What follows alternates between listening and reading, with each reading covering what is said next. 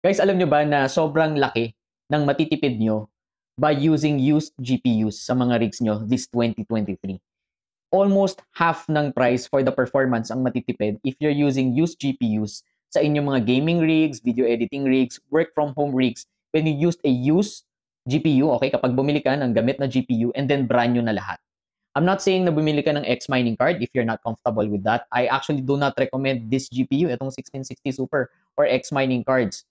I think much better if you will get the high-end cards na binili ng mga nung time ng pandemic, okay, sa mga gaming rigs nila, tapos nag-a-upgrade na sila ngayon, or, okay, or, malaking or, if meron ka namang access and nakakaikot ka around Metro Manila, kasi usually sa Manila marami nagbebenta. Kapag may access ka para mag-ikot, kung X mining card pero high-end. Okay, diyan makano ibig mong sabihin? Kasi for me guys, hindi worth it na mag-ikot-ikot ka pa, mag-testing-testing ka pa para dito sa mga 1660 Super na to. Number one, hindi ganun kalaki yung price drop nila per unit. Meaning, sa isang piraso nito, siguro ang matitipid mo versus sa brand new is around 7,000 pesos. Actually, less. Kasi if yung brand new nito is around 12,000, sabihin na natin, 12,000 pesos or to 14,000 pesos. Tapos yung used GPU around 5,000 or 6,000. So magkano lang yung natipid nyo guys, di ba? Mga nasa 7 or 8,000 lang.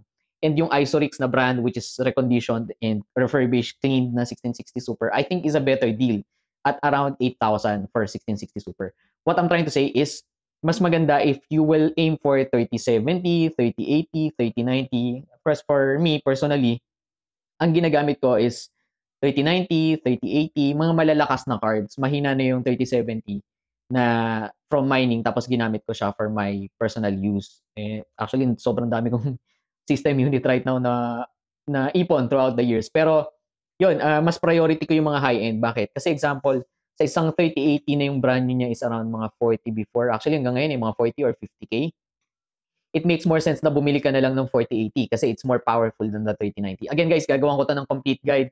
Lalagyan ko kung sino yung katapat ni ano and kung magkano yung price difference and kung ano yung mga recommended cards ko for this year or this season, lalo na magpapasko. Pero hindi ito yung video na to guys, okay? It's just a parang spur of the moment thing na naisip ko while cleaning this 1660 Super na X mining card. For example, yun nga, babalik tayo sa nabanggit ko, 3080. Kung 50,000 yung brand new and you can get around 22,000 sa Facebook Marketplace, sa Facebook groups, or even yung mga rush na seller, maybe you can get it for 20,000. Ang laki na natipid nyo guys, almost 30,000 pesos. And by all means, hindi siya mahina by today's standard. Nakikipagsabayan pa rin siya kahit sa mga 4070 cards natin. So, I think those are the better deals. Hindi itong mga cheaper cards. But anyways, ba't mo ginagamit to, Jomac? Ba't mo nililinis? Kasi ito, nataon na sobrang dami kong stock nito. Some are working, some are not. Tapos talagang nililinis ko lang, yung iba gagamitin ko ulit sa mining, yung iba naman tinatry kong ilagay sa mga system ng unit na eventually ipapagamit ko rin sa mga office workers natin, sa team natin kapag dumating na yung time na yun na mag-expand kami. At least marami akong cards na working. Yung personal na mga pang print ko lang ng Shopee yan, naka 3600, 1660 Super, malalakas yung mga GPUs nila ngayon. Kasi mali mo, di ba? Trip mo rin maglaro. Or sa mga nakabili naman ng mga used na cards, not necessarily 1660 Super, okay, yung mga talaga nakakuha na ng gusto nilang card, isi-set up na nila. Ito yung quick rundown kung paano linisin or parang kung paano ko binubuksan yung cards. Again, I'm not the best guy for this one. Kung gusto mo talaga ng complete guide, i-search nyo si John, nakalimutan ko yung last name niya. Basta yung tech builder, it's a kid, hindi na siya kid ngayon, pero from Lasal, na yung engineer, magaling siya gumawa ng guys, may full guide siya for this one. But basically sa akin yung highlight lang, okay? Pagka i-disassemble nyo na yung GPU, of course, common sense naman, no? Yung mga screws, tatanggalin nyo lang. Okay? Tapos, dalawa lang naman ang main part ng GPUs. Itong parang pinaka PCB and cooler niya, actually marami. PCB and cooler, usually magkasama. Tapos, itong parang shroud niya, na nandun yung fan. Ito, to. Yan, guys, yan. Sorry, hindi nakikita masyado dahil sa ilaw. Yan, yung ilalim na yan, tanggalin ko na. Kasi dinasassemble ko na siya kanina. Yun, yung PCB saka yung cooler, tapos yung shroud which contains the fans. Pagka high-end yung GPU mo, okay, mga higher tiers, yung mga Strix natin, meron pa yung mga backplate yan, yung mga MSI Supreme yan. So yun, ang first na ginagawa ko is of course ito muna, yung parang, I don't know kung ano to, parang I/O shield ng GPU mismo.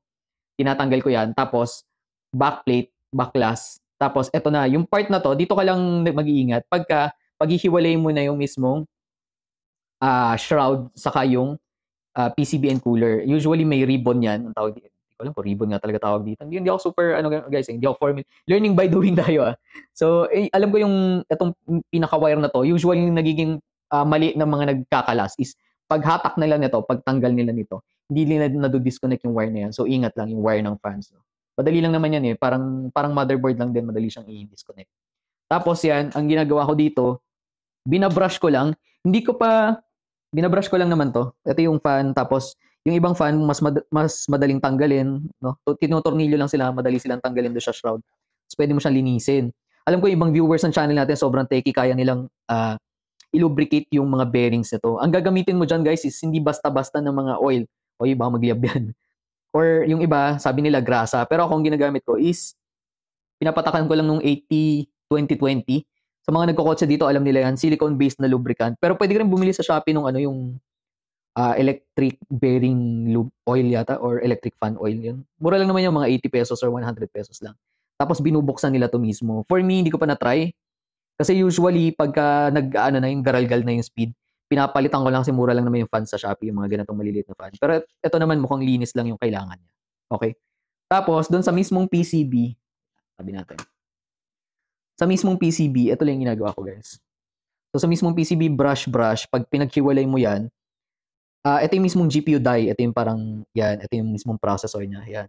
Mapapansin mo to matigas na, buo-buo na yung thermal paste. So ang naging problema na to, actually, nagra-ramp up yung fans na itong GPU na to. Tingin ko, dahil lagi nang mainit, gawa ng matigas na yung, matigas na yung thermal paste. So repaste lang naman ang gagawin ko dito, sa repad.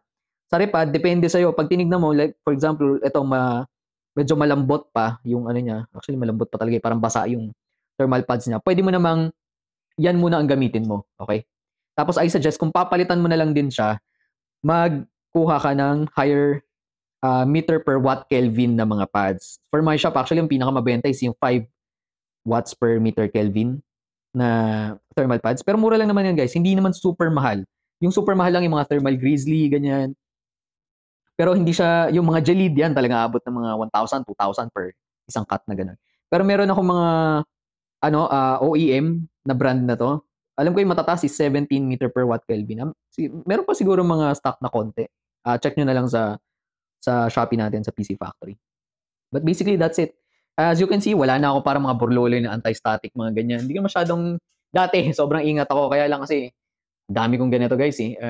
Of course, kung ikaw yung gagawa nito in high-end to, 3080, 3090, talagang sobrang ingatan ko. Pero for these cards na relatively cheap, okay na sa akin to guys. Pag may nasira naman dito, ako na bahala.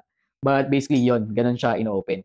Again, on the next video, i-discuss ko talaga yung comparison between yung 4,000 series and yung 3,000 series, yung mga FPS nila, yung price nila. So watch out for that guys.